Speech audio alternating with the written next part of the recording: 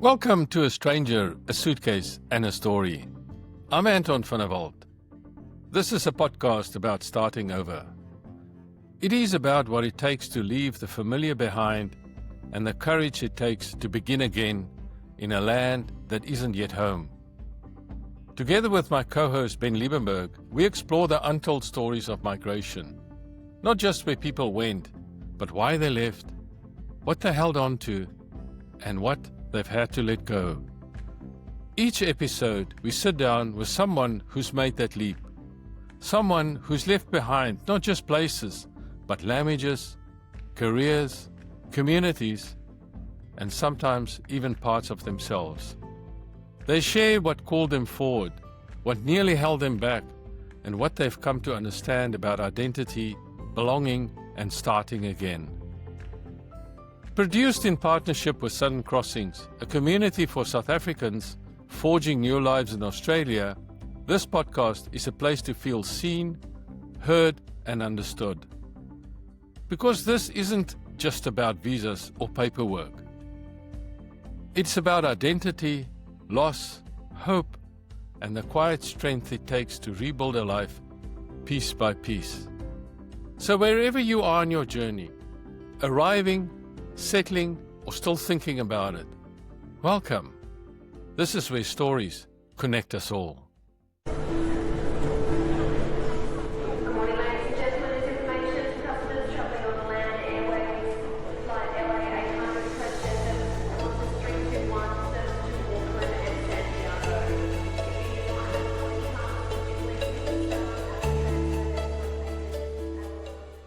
You're listening to episode 31 of A Stranger, a Suitcase and a Story. Are you ready for today, Ben? Yeah, I'm really looking forward to it. I'm looking forward to it because you said, look forward to this one, will be great.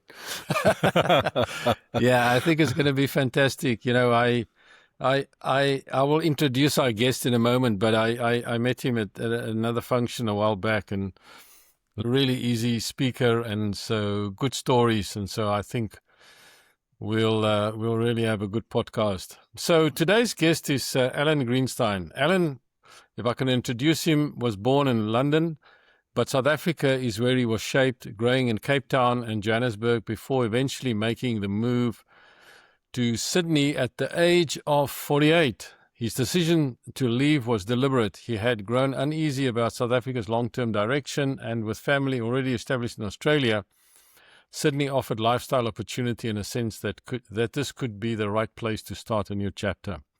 But getting here was not straightforward as packing boxes. In the years before immigrating, Alan actually lost his visa and had to fight in court to get the pathway open again.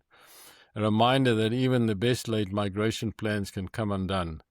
And when he did arrive, he came with a wife, 3 kids, and a determination to build from scratch. He brought with him what he calls his South African Sasfin, gratitude for everything his home country had given him, and he set about creating community in practical ways, from hosting monthly whisky nights with his 200 bottles of single malt he shipped over, to establishing the South African Business Network in Sydney, which connected hundreds of expats finding their feet in a new country. Professionally, Alan's Australian chapter has been one of constant reinvention. He started consulting business, and then a family office investment advisory business, then developed a home loan over the phone venture, and ultimately co-founded Zagga, the private credit business he now leads as CEO, with more than 300 transactions in excess of $3 billion since inception, $3 billion.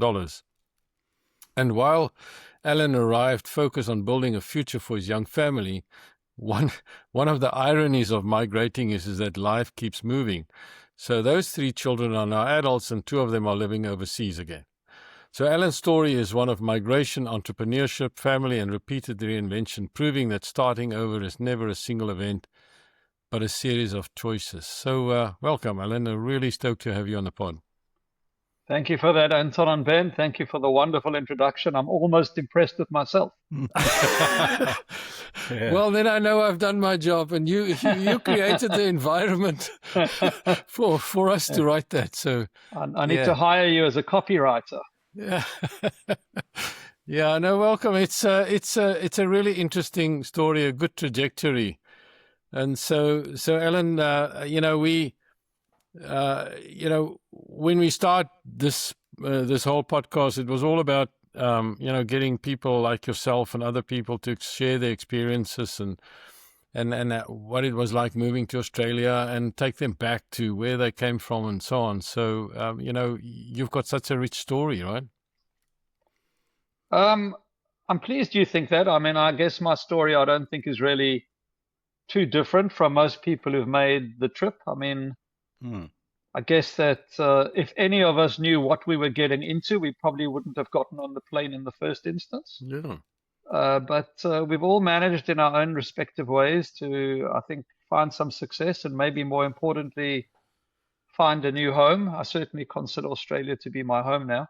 Yeah. And I'm very happy that I'm here. Yeah, it's interesting throughout our journey, Anton and I, the 30-odd pods that we've made now. As you just said, it's very, very interesting listening to all the people, and you find very much the similarities between everybody, and everybody's got some of the same struggles, but then also very much uniqueness, that everybody's got their own story in some way. But yeah, you're spot on. There's some way that, that we all kind of like go through the same thing, even if it's not always practical, it's emotional. We share a lot in this journey. Yeah. Sure. But Alan, I want to, before we go, I want to hand it over to Ben in a moment. But before we go there, in our podcast episodes, we have what we call a suitcase moment, where we try and connect our guests to some historical event or something in the history, or at least from where they come from a country point of view.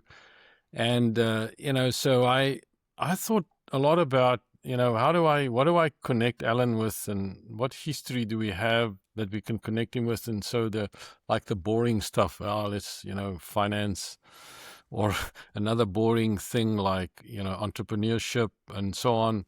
I say boring in a kind of flippant way. But then I thought, well, there's something that you did that accelerated your introduction into Australia that you did, and so it's all around whiskey, right? Yeah. So whiskey has always travelled. The earliest written record of distilling in Scotland dates back to 1494, when the Exchequer Rolls recorded malt given to Friar John Core to make aqua vitae, which is Latin for water of life, enough, according to the Scotch Whisky Association, for almost 1,500 bottles. But whisky only became a global commercial force much later. In 1823, Britain's Excise Act helped reshape the industry, allowing legal distilling through a £10 license fee and bonded warehousing before duty had to be paid. From there, Scotch moved with ships, merchants, soldiers, migrants, and the empire. Australia had its own whisky story early too, with the first legal distillery generally traced to Tasmania in 1822. South Africa's whisky lineage also runs deeper than many realize. The James Sedgwick Distillery in Wellington dates back to 1886 and later became home to South African whisky brands like Three Ships and Baines. So whisky was never just liquid in a bottle. It was a trade, a memory, and a ritual, and migrant communities. It often became something else, a reason to gather, which makes Alan's 200 bottles of single malt more than a collection. They were portable pieces of identity, a way to open a room, a way to turn strangers into contacts into friends, and friends into community. So, Alan, I wanted to connect you to this suitcase story, and great connection. Well done, Anton. Yeah. So tell us a little. We'll go back into the past, but tell us a little bit about the whiskey thing. I mean, I have never heard of somebody that shipped 200 bottles of single malt. Sure. As an individual. So look, it's an interesting story, I guess. I mean, I grew up in a home with a father who appreciated a whiskey every night. I think in those days, many people came home to a Scotch and water or a Scotch and soda, and in those days, it was Bell's or J&B, and if you went to a function, you may have got Johnny Walker Black Label. Yeah, and you thought you were getting the best of the best. I kind of grew up in a house where my grandparents liked to have a whiskey. My dad liked to have a whiskey. So I was allowed to kind of sip on the stuff, I guess, from a reasonably early age. And I wouldn't say I acquired a taste for it, but I certainly understood perhaps the concept of coming home from a day after work and sitting down and having a chat, and also the social aspects of that. But I guess more importantly, and apart from the fact that I love the taste of the whiskey, I guess two things happened. The first thing is that when I turned 40, which is a long time ago now, I kind of reconnected with my Jewish roots. And one of the things I decided to do was to observe the Jewish Sabbath. And one of the things that required me to do was to keep kosher. And one of the obligations when you keep kosher is it becomes very difficult to drink wine that is not kosher. And many of the spirits that you drink have an issue with them. But the chief rabbi, the then chief rabbi of South Africa, his name was Cyril Harris. He's dead now. He was a Scotsman. Mm-hmm. And he famously said, all whiskey is kosher. And I decided, well, there you go. I have a complete, I have a permission, I have certification, to drink whiskey. And if I want to keep kosher, then the best thing to do is to drink whiskey. And to be honest, I could have had beer because most beers are kosher too. But I've never really been a massive fan of beer. I found that the yeast always gives me a headache. But I only get a headache from whiskey if I drink way too much of it, which happens quite often too. So kind of over the course of the years from 40, and I mean, as you noted, I immigrated when I was in 2009 when I was about 58. I'd started building up this whiskey collection because I love watches and I love whiskey, and I had a collection of both. You were 48, not 15, not 58. I was 48. Yeah, because otherwise you'd be completely ancient on this. No, podcast. I was 48. Yeah, 48. Yes. Correct.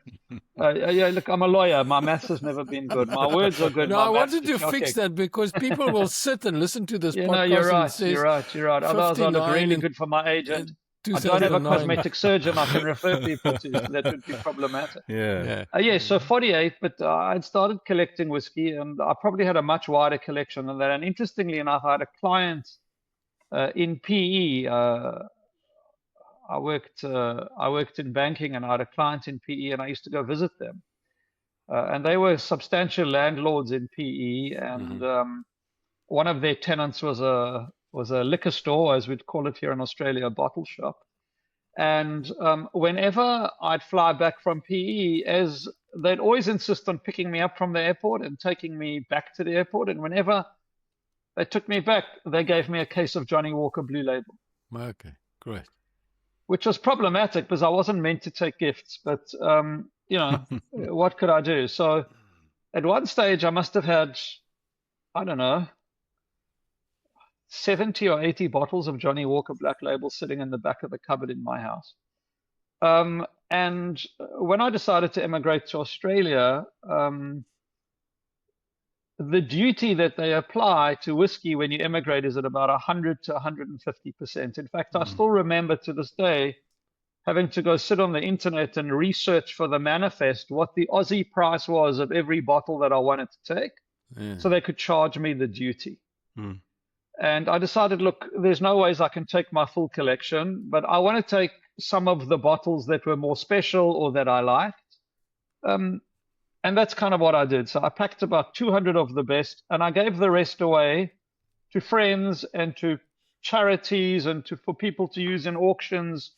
And that's what I did. And some people tell me they still have some of the bottles I've given them. They've never drunk them, which they should have. But one thing is that whiskey doesn't really, it doesn't age in the bottle, but it doesn't get bad in the bottle anyway. Yeah.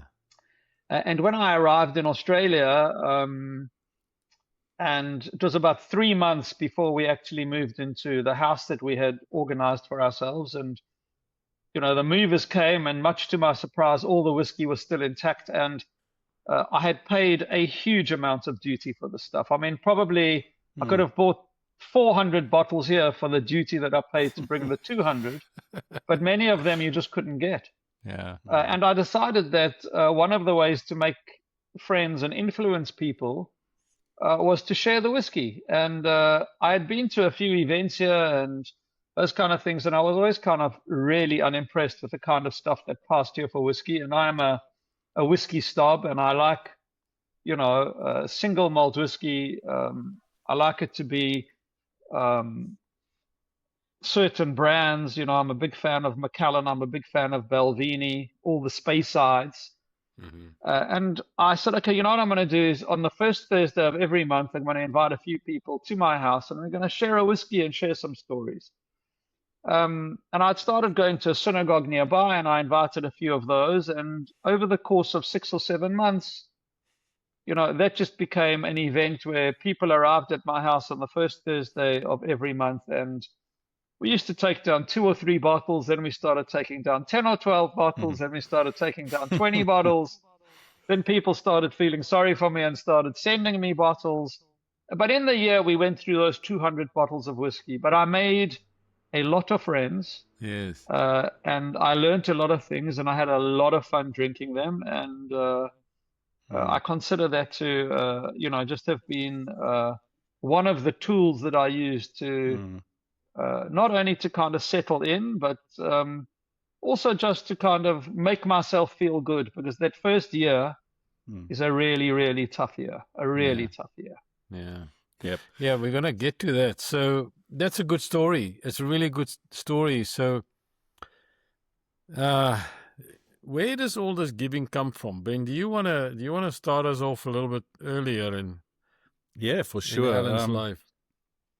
Before I go there, it's very similar to yours, but it wasn't planned. A mate of mine came over and they do the LSD like they do, and before people come over, and the one thing he said to me when he came over, he loved Australia, but there's one thing, they don't have good brandy. He said they have terrible brandy. And he's a big brandy drinker. So what he's going to do is when he brings his container over, he's going to pack it full of brandy. And then when he came in, they stopped his container and they wanted to obviously tax him on all the bottles of brandy that they had in there. And he didn't plan for it, but then he had this absolute thing inside of him. Do I give my brandy away or do I pay more than double for it? And he said he ended up paying for that brandy about 3 times the price he should have, but he just said there's no ways, because he thought these guys are just want to take my brandy. This is the whole conspiracy theory.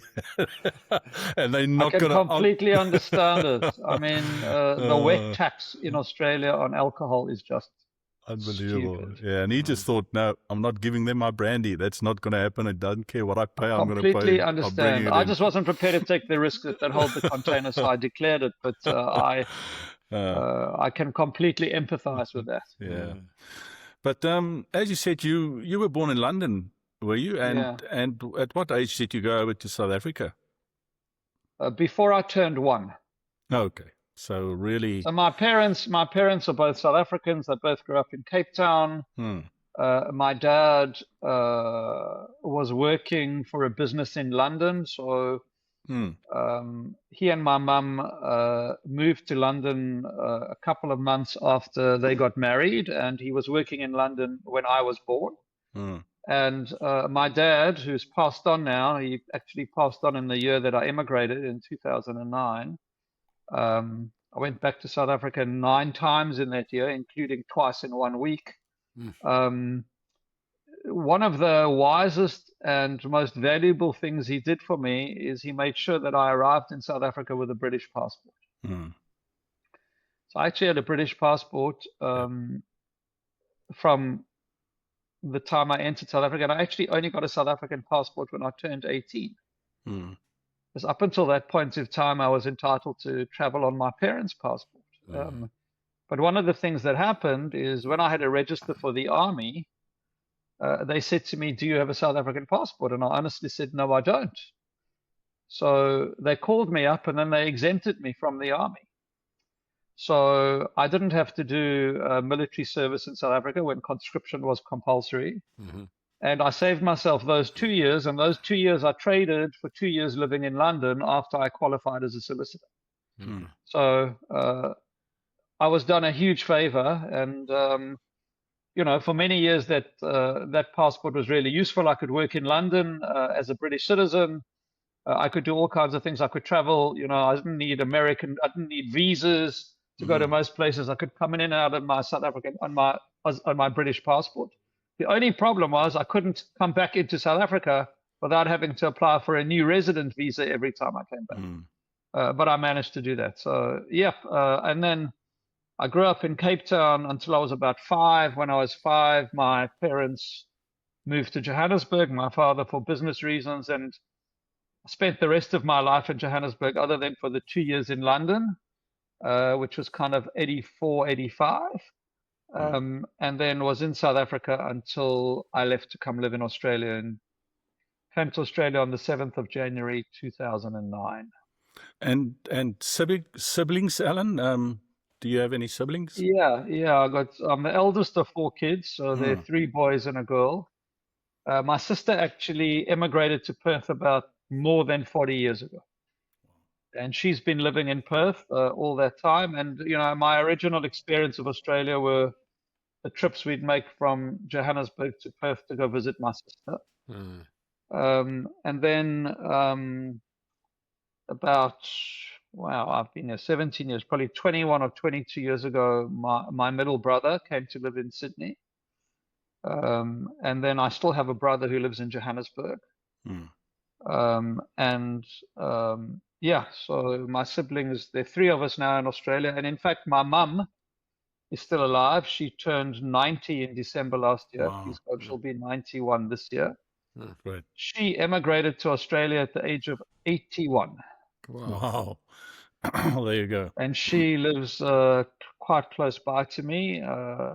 So she came over on the balance of family thing, I would imagine. Yes, I mean, she and my dad had permission much earlier. They just kind of never ever used it.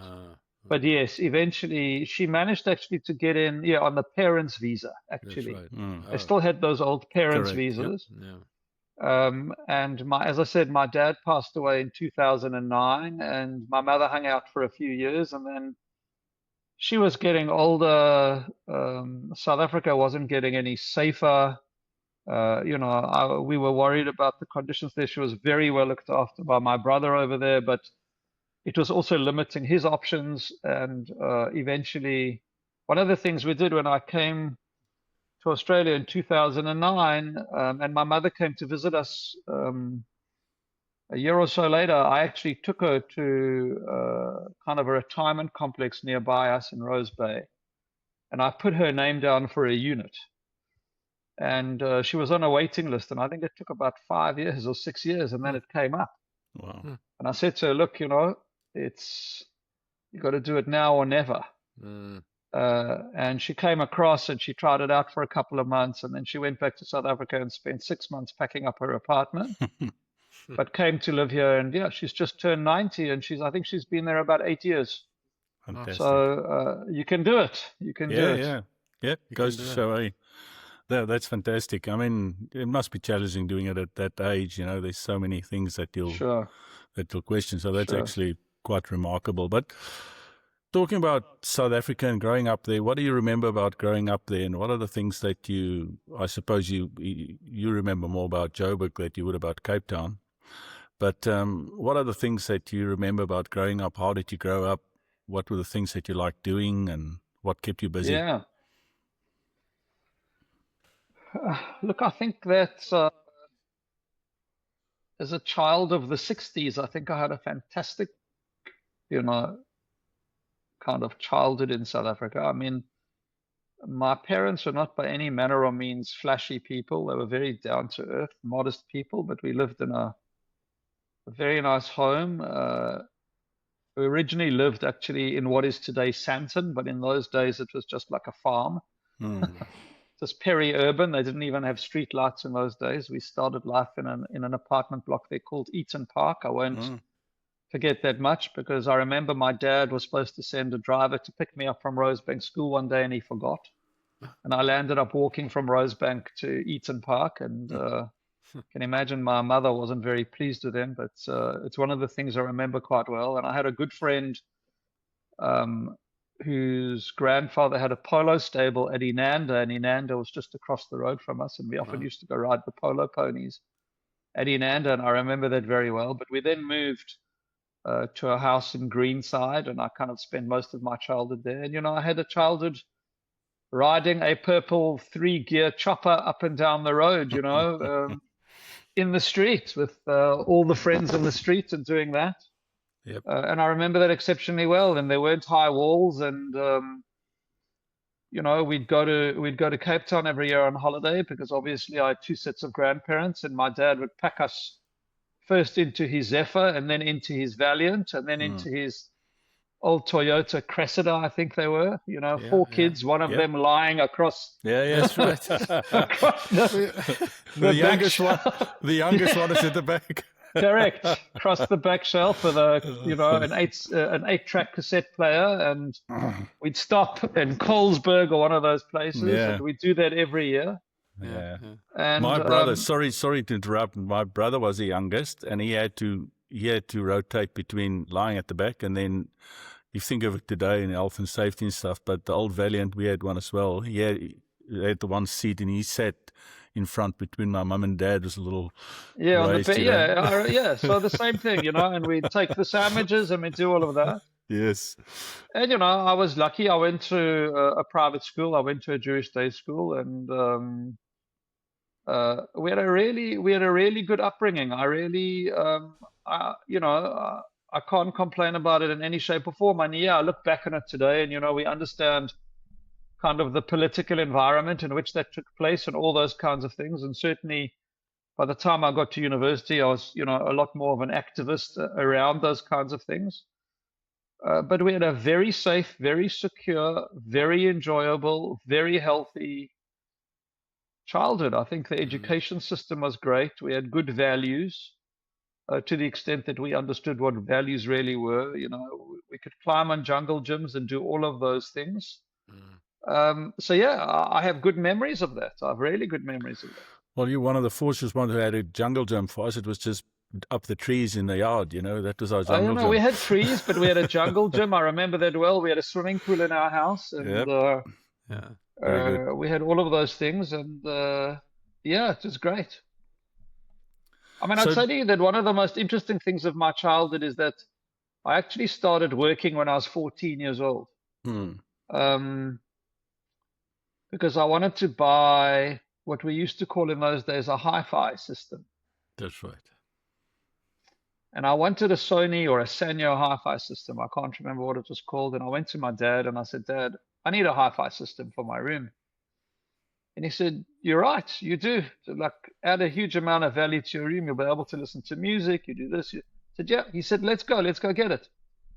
I said, okay. So we jumped in the car, and he said, okay, where do you want to go? And I said, I think I want to go to Dion's or whatever it was in those days. And he said, okay, have you got the money? I said, what do you mean? He said, you want a hi-fi system? Right. I'm assuming you've got the money to pay for it. I said, no. He said, okay, well, let me take you somewhere else. And he drove me down to the Greenside shopping center to Mike's Kitchen. And he walked me into Mike's Kitchen, and he said to the manager, this is my son. He wants a hi-fi system. He needs a job.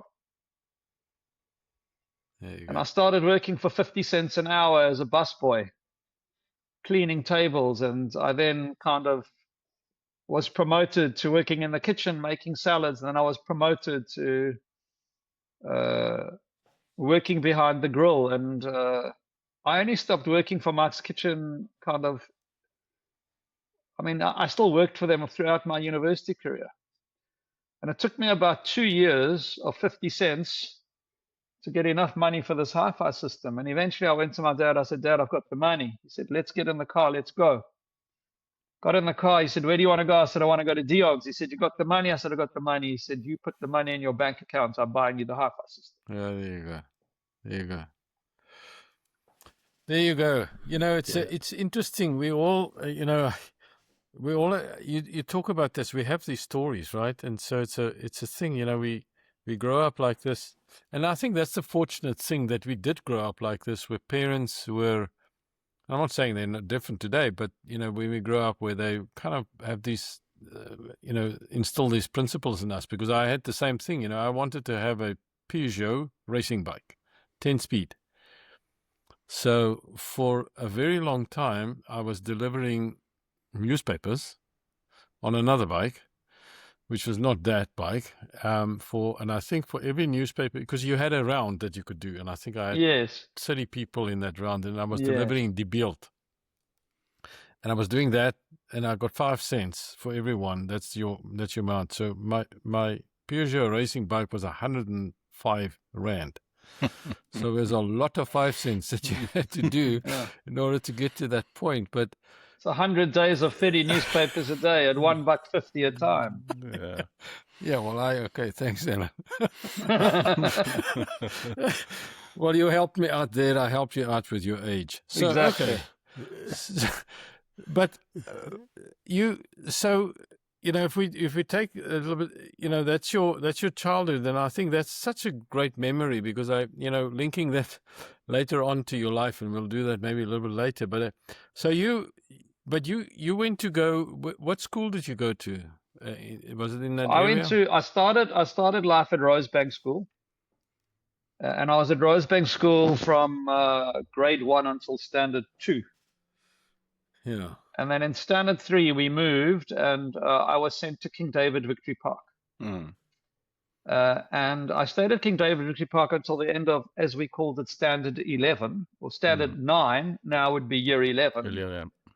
And I went to Eden College for my matric on the assumption that they would help me get a much better maths mark than I was getting, because I wanted to be a doctor. I wanted to do medicine, and I needed to have a decent maths mark. Mm. And the simple fact of the matter is they didn't get my maths mark high enough to get me into medicine, and I still think I would have made a bloody good doctor, but that was the end of that. I ended up doing the next best thing. If you've got a Jewish mother and a Jewish father and you can't be a doctor, you better be a lawyer. That's right. So I went and I studied law. And where did you do that? So the way that it worked is, I went to Wits. I did an undergrad. I did a BA undergrad. I majored in history and law because I always loved history. And then I did my LLB part-time. So I worked as an articled clerk for a firm called Moss Morris in the city in Market Street during the day, and I came to university at night. And I did my LLB, and I got my degree, I think, so I started in 77, and I finished my degree in 84, and I was admitted as a solicitor the same year in 84. So I got my degree, and I did my my board exam, and I then did 3 kind of postgrad qualifications. At Wits, I did the higher diploma in company law, and then at Rau, now known as University of Johannesburg, I did a higher diploma in tax, and then I did an advanced diploma in banking law. And those kind of, that's where my academic career kind of ended. I'd done enough by then, and I worked at Moss Morris for all those years, and then Moss Morris in 1984 basically found me an opportunity in London with a firm called Radcliffe's. So Radcliffe's, it's interesting, there were a couple of partners from Moss Morris who emigrated. 2 of them emigrated to the UK and worked in a firm called Radcliffe's. And one of them emigrated to Sydney and worked in a firm called Freehills, what was then known as Freehill, Hollingdale and Page. So Moss Morris always had a close association with those firms. And one of the partners at Moss Morris got a call one day from one of the partners in Radcliffe's to say, hey, we're looking for a young South African lawyer who can work in the UK. This was in the mid-80s. These were the days of sanctions busting and people moving their money and all kinds of things. And I got the nod, and I was offered this opportunity, and I thought, well, how can I not go for that? I don't have to be in the army. I may as well go try my luck over there. And I went to the UK, but Bottom line is, I hated living there at that time. I just didn't enjoy it. And secondly, they were making it really, really hard for me to requalify there as a solicitor. And I just didn't feel like spending any more time. And at the same token, my previous colleagues from Moss Morris were saying to me, come back. There's opportunity for you over here. So after 2 years, I decided, well, I may as well go back. And that's what I did. So I arrived back in 1986, 1984, yeah, 1986. So you say you didn't really enjoy it over in London. Why do you think not? Was it just the work-wise? Was it just the way of life? Was it a combination? What do you think was the thing that you just didn't find that enjoyable?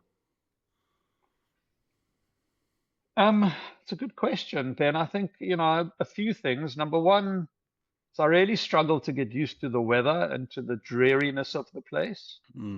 Just found it really hard to kind of be on this kind of treadmill of waking up in the morning, crunching through really shitty weather, either snowy or wet or overcast. Wearing layers of clothes and having to go down into a subway, then getting the other side and undressing and dressing, and just didn't work for me, number one. Number two, I worked in a very, very stuffy law firm. Radcliffe's is a phenomenal firm, but very stuffy. You weren't allowed to walk through reception unless you had your tie done to the top and you were wearing a jacket. And I was a smoker in those days. You were only allowed to smoke for 5 minutes on the hour, and it took about 3 minutes to get outside to smoke. And you had I found the people very unsociable, to be honest. I was there for a year. It was only when it was announced that I was leaving that somebody actually invited me over for a meal. So, and it was London before Big Bang, it just very staid. I mean, the law firm, we opened our doors at 10:30. You had your first meeting at 11, and kind of at 4:30 you were in the pub. So I just found it very different to what I was used to, and quite hard to get used to. That said, I learned a hell of a lot in that time. That stint on my CV has served me so well in the years since then. I met some very interesting people. So I certainly don't regret doing it, but I'm very happy that I came back to South Africa and did what I did. I could not see myself, although who knows? I've got a British passport, but I'm certainly not British. So did you then? How long did you then continue your being a solicitor when you came back? Very, very briefly. I got back. I got back in 1986, and I was made a partner at Moss Morris, and I was working as a partner. And one of the people that I'd done my articles with, who'd become a very close friend of mine, he had gone to live in Cape Town, and together with his father and some other people, had started a small corporate finance business, as we called it in those days, called Quaestor 4. The Quaestor being the ancient Roman official responsible for money. Okay. And I was kind of doing quite a lot of their legal work for them through Johannesburg, because obviously my mates and I had done articles together. We were very good friends. And the opportunity arose in 1987 for them to open up a Johannesburg office of Quaestor 4. And they said to me, hey, you're doing all the work anyway. Why don't you open the office? And to be honest with you, I didn't love the law to the extent that I wanted to practice law all of my life, and I didn't actually think I was a fantastic lawyer. I loved the idea of having the background, but I've kind of always been a lot more entrepreneurial and commercial than that, and I didn't want to be kind of locked into what legal practice does for you. So I thought that this was just a golden opportunity. So in 1987, I became one of the 4 Quaestors. And I opened up the Johannesburg office for Quaestor 4 in Parktown. That's really where the real story begins, I suppose, in terms of my business career, because it was that move that opened up everything else. Yeah, I wanted to get you there? So, because that's really when you start. Because, but prior to that, you were qualifying yourself a little bit in University of Johannesburg or Rao and that sort of thing in this line that you are obviously going to go into, that you understand that better. So that's interesting. And so that's you've never left that world, right? And as an entrepreneurial world, right? Well, I guess for 20 or more than 20 years of my career, I was kind of in the corporate world because I worked in two banks and they're very corporate. Mm. But the banks that I worked in were very non-institutional type of banks. They were much more entrepreneurial, so they didn't feel like banks. They were much smaller institutions. They were a lot more business focused. So yeah, I've always considered myself to be much more of an entrepreneur. I'm not a corporate animal. My So personality who doesn't was suit. these banks? So when I mean, just to maybe pick up the story, Quaestor 4 was associated with a company in Cape Town called Unidev. Mm. Unidev hosted the ex-leverage leasing team out of Trust Bank in those days to start a new business called Mercantile. And those gentlemen all arrived in my boardroom one morning at Quaestor. Ah. And a few months later, Mercantile Bank was born. And my role and Quaestor was then subsumed into Mercantile, and I became one of the corporate finance executives of Mercantile. Mercantile later on merged with the old Bank of Lisbon to become Mercantile Lisbon Bank, and I landed up becoming the chief operating officer of that business. But Mercantile Bank, or Mercantile Lisbon Bank, then had two major shareholders. One was the Portuguese government, and the other one was the Enthoven family, the Nando's family, and the Hollard Insurance family. So on the one hand, you had a bank with a massively entrepreneurial shareholder on the one side, and on the other side, a massively bureaucratic shareholder, and that was quite interesting. And then in 2001, I went to go join Sasfin Bank, where I became group managing director after a time.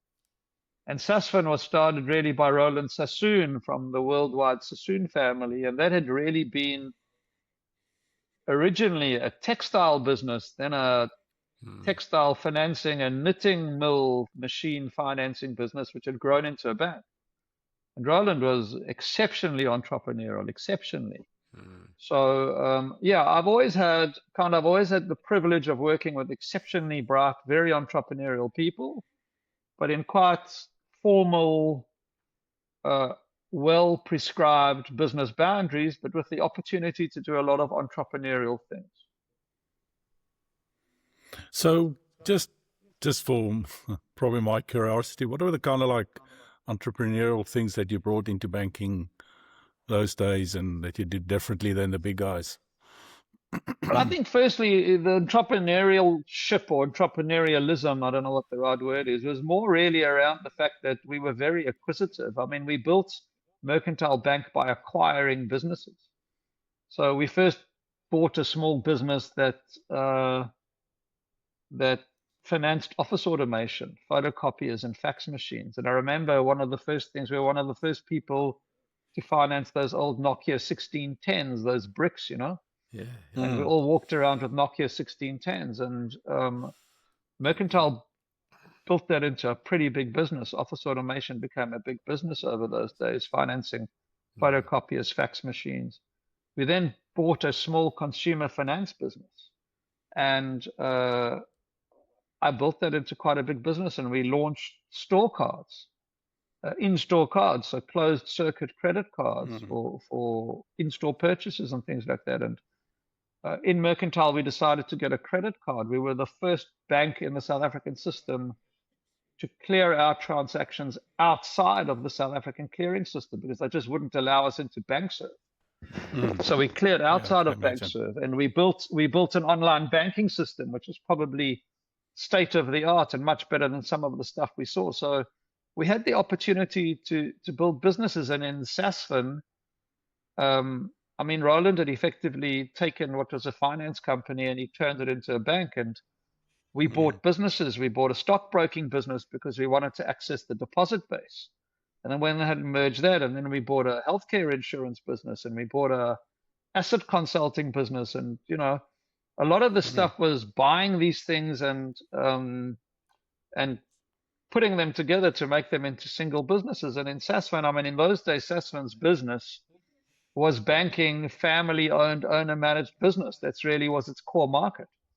So, we were steeped in entrepreneurship all the way around, and we worked with people who could do it. And I guess the thing about a small bank is just the agility of the decision making. You definitely need process, you definitely need governance, you definitely need all the things that the regulator requires of you, and you don't stint on those in any shape or form, but you are able to make quick decisions. And I think that has always been that's the thing that I like. I like the agility and the flexibility of that. I don't really like being constricted or constrained by masses of hierarchy. Yeah, so you're obviously, sitting on the top of the tree there, doing really well. I mean, those business units you're talking about now, they were successful, doing well. What would motivate you then to pack up and leave and go to the unknown? Because you're obviously, giving up quite a bit if you make that decision. $64,000 question, eh, Ben? You don't hold back on your punches. You're right, absolutely right. And look, I guess a few things. And the first one was that I had the privilege, but also the pain of living through Black economic empowerment while a director of Sasfin. And that, I think, was a very salutary lesson and a very sobering lesson in kind of where the place was going, just in terms of, I guess, the diminution in standards. The best example I can give you, and one that I often use, is that in the early days of my time in Sasfin, we had our audit team was the best of the best. And in those days, if you wanted to become a CA, or you wanted to become a lawyer, you had to pass the board exam. And, the accountant board exam was famous for the fact that the top 10% passed. And if you didn't pass, you had to write it again, and you could write it 3 times. And if you didn't pass, you just kind of went somewhere else. You couldn't go into practice. And, by the time I started I started noticing that that the standard of the people we were using was just awful. And, it got to the point where to become a CA, you needed like a 50% pass rate. And so I was really, really worried by the diminution in standards. One of the things I think about, and we were talking about it in our childhood, but one of the things I often speak about relative to South Africa, and like what what I think is irreplaceable, is we were so well educated. South African doctors, dentists, lawyers, engineers, accountants could go anywhere in the world, and you're educated up with it. And what was happening is those standards were just diminishing at a massive rate. And I thought, hell, I don't want this to happen to my kids. I don't want my kids to have to see this, to have to be like this. I want them to be competitive on the world stage. I was competitive on the world stage, and I want them to have that level. It was quite clear they weren't going to have the level of education, and they were not going to be given the opportunities that I got given. Not in the world of BEE, and not in the world of equal opportunity, etc., etc. So that was, I think, defining moment number one. Defining moment number 2 is I met Jacob Zuma a few times.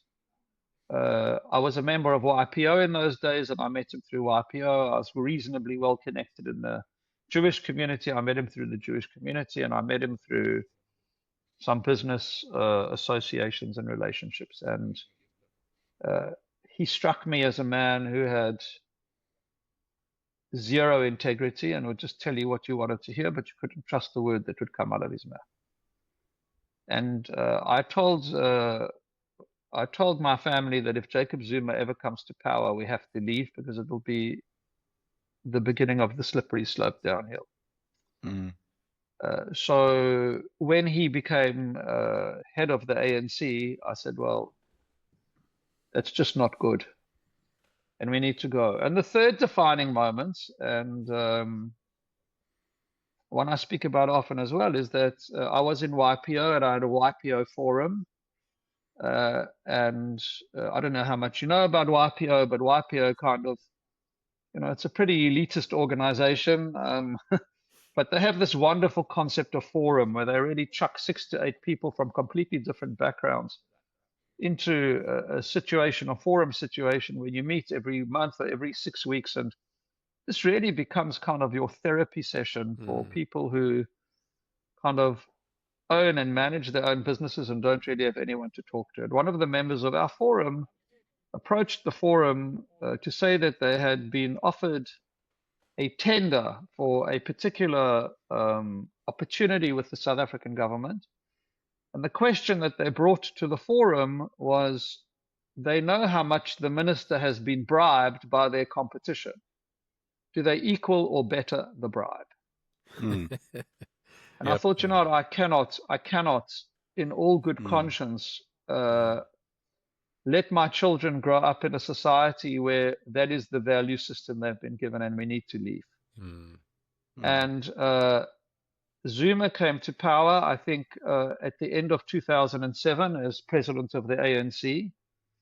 And I went to the board of directors and to the CEO of Sasfin. I was the group MD. I said to him, I need to go. How much notice do you want? And he said to me, I want 2 years. I think 2 years is a bit unreasonable, but let's say I give you a year's notice. He said, okay, give me a year's notice. So I spent 2008 serving out my notice. And that notice ended on the 20th or the 18th of December 2008. And on the 7th of January 2009, I was in Australia. Wow. Yeah, and there's sorry, Ben. No. So, there's obviously a lot of time that you had to prepare and get yourself ready and mentally ready and everything else. Well, I made the decision. I had to sit out a year. I made the decision. I had to sit out a year. I had to make a formal announcement on the Johannesburg Stock Exchange that I was leaving. I had to do all of those things. And I got castigated by a lot of people who told me that I was a traitor and how could I leave and how could I do this and how could I do that? And yeah, I get it. I had accused many people of exactly the same thing, and I'd often said I'd be the last person and I'd switch the lights off. But it just, I just could see that for the benefit of my kids, and you do a lot for your kids, that is not the value system that I wanted them to grow up with. It is not the environment I wanted to grow up with. It's not the lack of opportunity I wanted them to have. And yeah, we had a year to stew on it, but I worked bloody hard in that year to make sure that we could go. And I did manage during that year. I came to Australia in the October of that year on business, actually. And I managed to find somewhere for us to live and all those kinds of things. But I had a lot of time to prepare, but I also had a lot of time for people to tell me what kind of an idiot I was as well. So tell me about the visa story then. The visa story is quite interesting, is that many, many years before that, before my youngest child was born, in fact, because I had a sister living in Australia, we decided, well, there's no harm in applying for a visa. We may as well have it. It's good insurance. We're not sure we ever intend coming, but let's go for a visa. And I met with a immigration consultant. He said, yeah, you can get a visa. And he suggested to us that, and in his defense, he kind of said to us, what's your timing? We said, well, we want to go there as soon as possible, which wasn't true. We weren't 100% honest with him, but I didn't want to wait for as long as possible. He said, well, the best visa that I can get you, I can't remember the class, but in those days, it was a visa that required you to make an investment in a business in Australia, or at least prove to the authorities that you had attempted reasonably to make an investment. And he explained it to me, and he did everything. And we applied and we got the visa. And I came to Australia, as I would do, to visit my sister a few times, and I went to visit a few people. But there was a requirement in that visa that I was not aware of, that at the end of each year, you had to submit a report to show what you had done.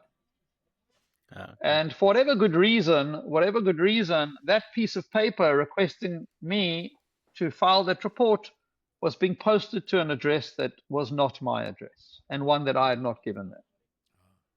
And one day, my sister received at her home in Perth for the first time in all of this time a letter basically telling me that my visa had been cancelled because I'd failed to meet the requirements. And I went to go see. And then the lawyer and you woke up, right? Not really, to be honest, not really. But what I did is I went to go see the immigration consultant, and I said, like, what's the deal here? Yeah. I don't really mind losing the visa because I'm not ready to come, but like, what should I do? And he said to me, look, Alan, your real problem is you have to fight this thing, because if you ever apply again, they're entitled to make an adverse character finding against you. In other words, that you're not the kind of person that you want in Australia because you fail to meet these requirements. So whether you want to come or not is not an issue. But my suggestion is that you contest it, because even if you lose, what you don't want is an adverse character finding. So he said to me, you've just got to take it to the Australian Appeals Tribunal. So I said, okay. And he found me a barrister that I worked with, and we took it to the Australian Appeals Tribunal. And I had to fly. I'll never forget this. The hearing was on a Monday, and it was our office party on the Wednesday night, I think. So I had this massive office party in Johannesburg, and on Thursday night caught the plane to Perth and arrived in Perth on Friday morning, and spent Friday night and Saturday night in Perth. And on Sunday morning, I flew to Sydney, got to Sydney on Sunday afternoon. I met with my barrister, and on Monday morning, we were in court.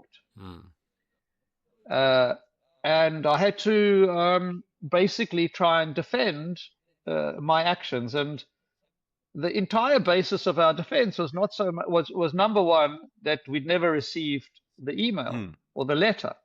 But there is case law in Australia to say that not receiving official correspondence does not entitle you to get out of an obligation. You're deemed to have known the obligation. But what we managed to do is we managed to succeed in convincing the tribunal chairperson to not find adversely against my character. And in fact, she found very favorably in favor of my character, to the point that she said, Mr. Greenstein, you're exactly one of the kinds of people that Australia needs more of. And I would commend you, to come here. I didn't actually want to win the case, because had I won the case and had my visa been reinstated, I would have had to come within 3 months. Okay. And at that point, my wife was pregnant with our third child. And the last thing we wanted to do was come here with her kind of 8 or 9 months pregnant. And I said to the chairperson, I can't do that because my wife's pregnant and she can't fly. And she said, well, I'll give you a 3-month extension. So I wanted to lose the case, but I didn't want the adverse finding. And we managed to make that happen. So I think actually it's reported in the Australian Tribunal case records, Greenstein versus the Department of Immigration and Multicultural Affairs, as it was then called. It was reported just based on, the finding of character. But I came back to South Africa we only heard about a month later that we'd won, but I came back, and on the back of that, I was then able to apply a second time, and I then applied on a skills-based visa. Okay. But by then, it was much later. We were ready to come, and I got my skills-based visa based on all of my experience in managing banks and people and things like that. When we came but I'm just thinking this through, but on your skills-based, isn't there a cutoff of 45 or something? I think you said you're 48 when you came over. Yes, so I applied before I was 45, and I'd actually checked in well before. And I'd then come here and I'd got an extension of another year or two. So Okay. by the time I checked in, I was well into that visa, but it had been in place for quite a while. And there was no issue about coming here, etc. And then, we only had to do well, we were still part of that crew that I think you had to do 4 years of PR before you could become a citizen. Okay.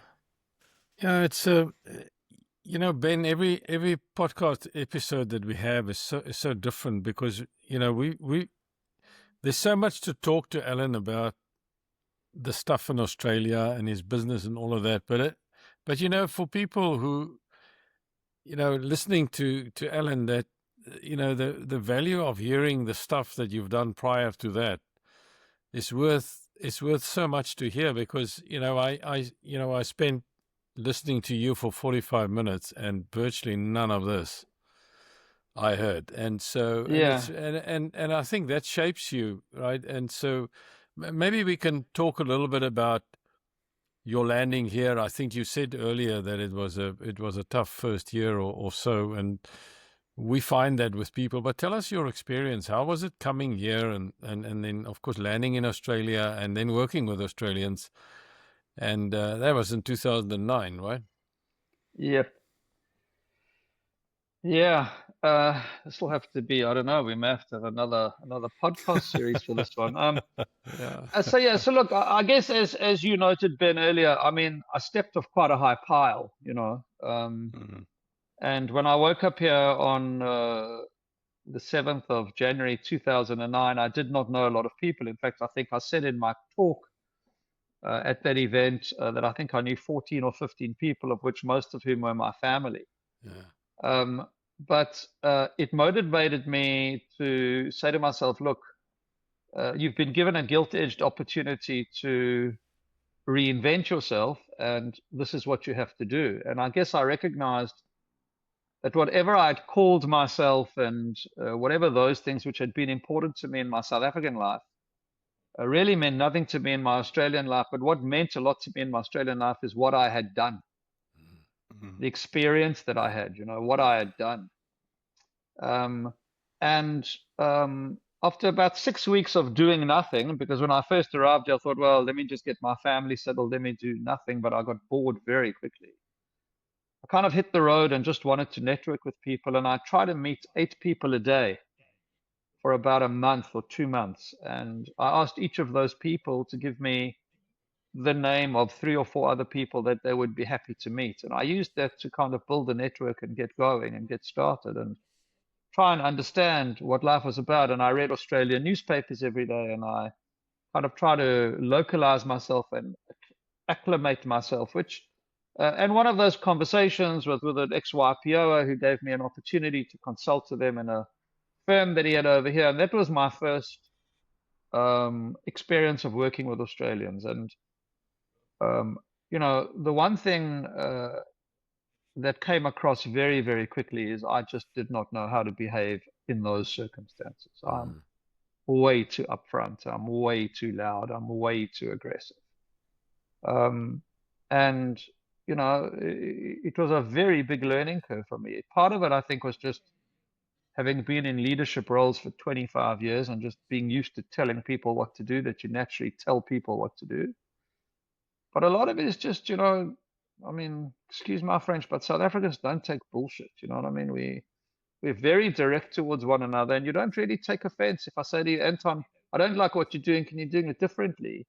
You kind of either fight me back or you say, okay, thanks for letting me know, Alan, I'll do it. You don't really have to worry a lot about people's feelings. And I kind of had to relearn a lot of skills, which I guess I never had, just in terms of how to interact with people in the Aussie way, how to have conversations, how to use the right language, how to kind of be forceful in a different way, how to adapt.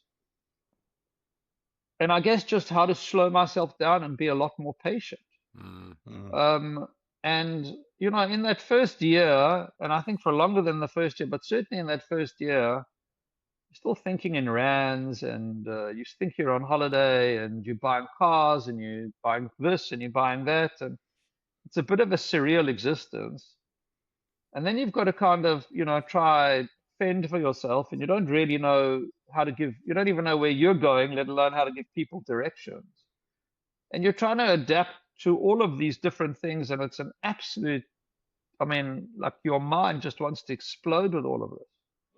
One of the things I actually did is every month I wrote a newsletter to all of my folk back in South Africa. I wrote an episode of my newsletter every month, basically telling them what I was going through and how things were happening. And that was, I guess, my therapy. And I wrote it for a year, for 12 months, until eventually I decided I didn't have to write it anymore. But I was very lucky. I worked with a few people who were used to working with South Africans, and I think that helped.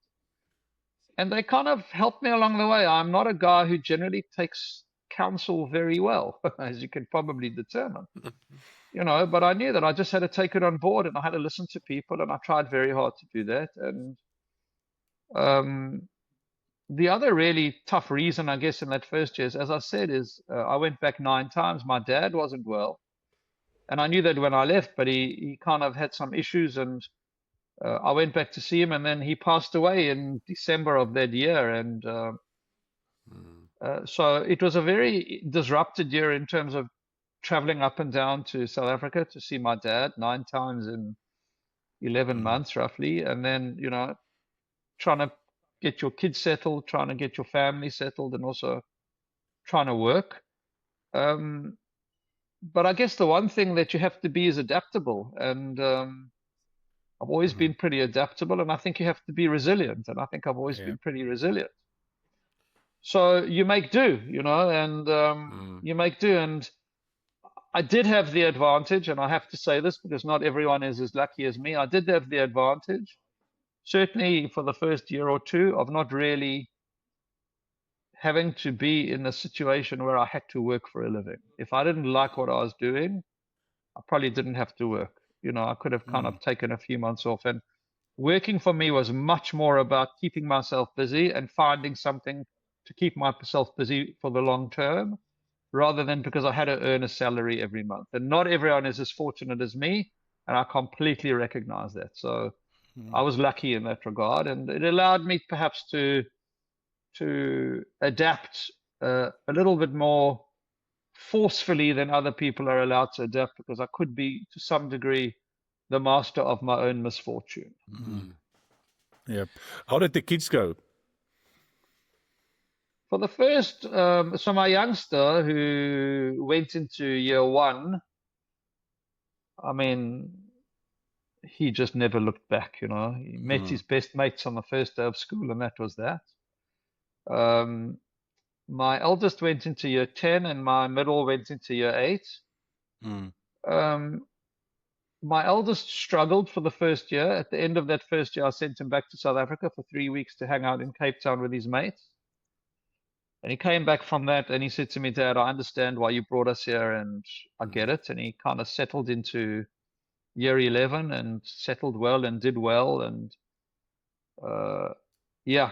my daughter, she went through an up and down time, but also after about 2 years, I think, had found her feet and had settled in. And I think all of my kids, certainly my 2 elder kids, I mean, my youngster doesn't realize what he left, but my 2 elder ones, still have a very strong memory of what they went through, of living in South Africa. And I think they're very grateful for us doing what we did and for the opportunities we created for them. So grateful for me making them competitive on the world stage that they've taken me up on the challenge, and they no longer live in Australia. The thing that I want to talk a little bit about is your last venture, or your venture you're busy with now. It's a very prominent one in your life at the moment, Zagga. Tell us a little bit about that, and how did it come about that you ultimately were doing that? Because that's something that you co-founded, and it's a private credit business. So tell us a little bit about that, and you need to tell us where you got that name from. That's the text for the podcast. That's the text for the podcast. Okay. That's right. Maybe I'll keep that surprise till the end of the explanation. Look, I guess I'd been preparing for Zagga my whole life, in the sense that Zagga draws from me everything that I've learned as a lawyer, everything that I've learned as a banker, everything that I've learned as a manager, everything that I've learned in business over time. I've always really wanted to do my own thing, always. And as I said to you, you know, I was given an opportunity in a consulting firm here, and one of the things I managed to do was to build a banking practice inside that consulting firm for a time. And I worked with one of the senior executives of Westpac Bank, and he became CEO of Westpac New Zealand, and he and I had always kept a relationship going. And he retired from Westpac New Zealand, having had a health scare, and recovered from that and decided that he was going to become a bit of an IT entrepreneur and a venture capitalist. And he invested in a small business in New Zealand called Lend Me, which was a small private lender. And he and I met over a coffee one day, and he said to me, you know, Alan, I know exactly what you can do. I followed your career.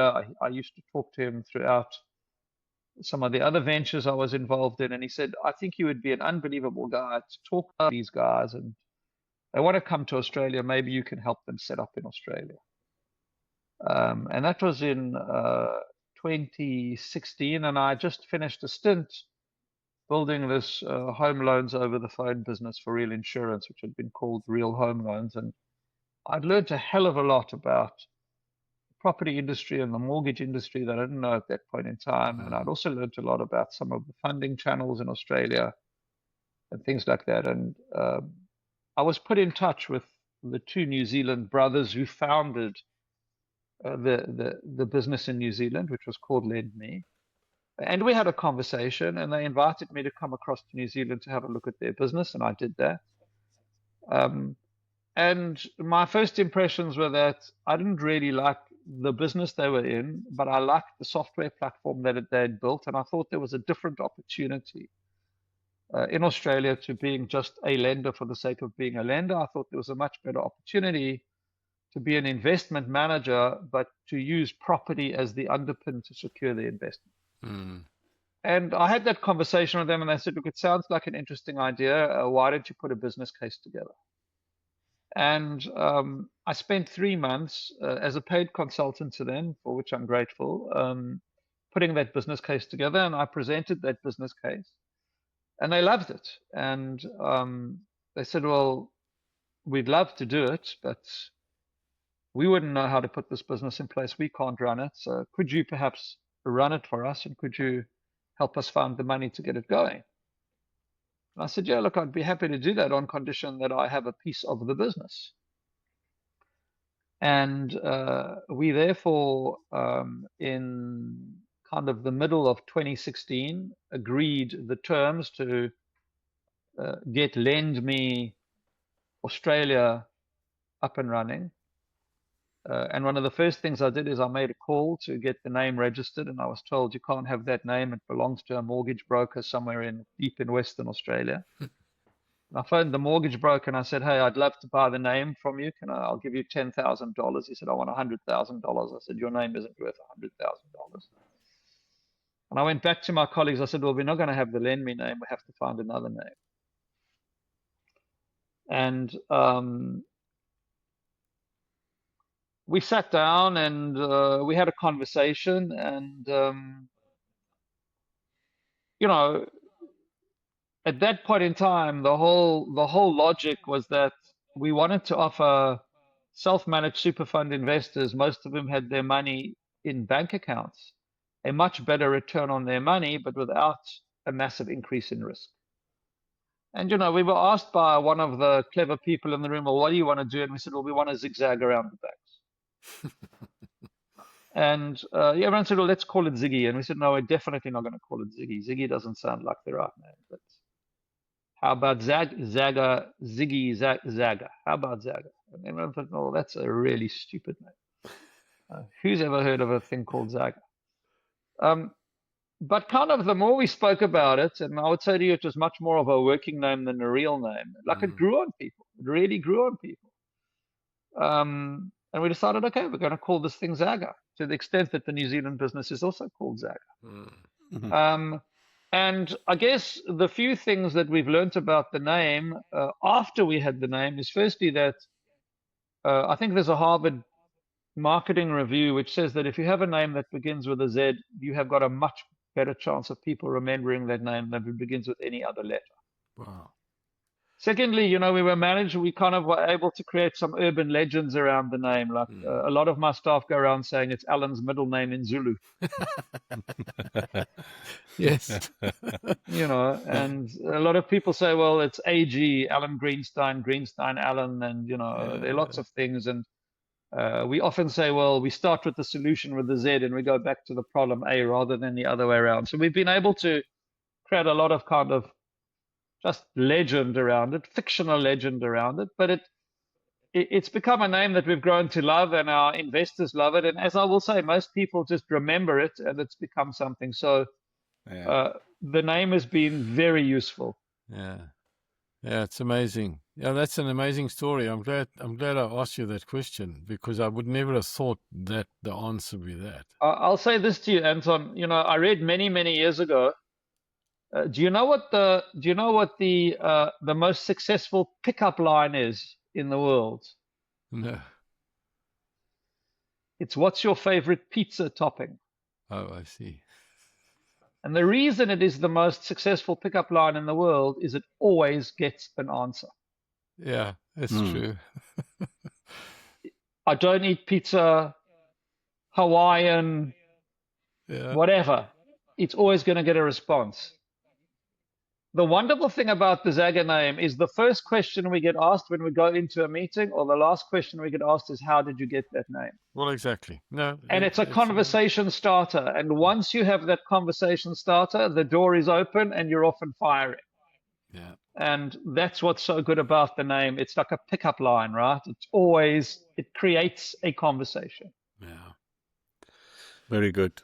Yeah. Well, Alan, I wanted to, sort of close us with, talking about this business. So not so much about how how successful it is, because clearly it is. I mean, if you've done 300 transactions in excess of $3 billion, then it is. But I think the bigger thing that you said in the beginning is that everything that I have done, everything that I've learned, everything that I am, is what Zagga became. In your, that's what gives it effect today. That's what transcends or give you your business today. And I think that's the wonderful thing.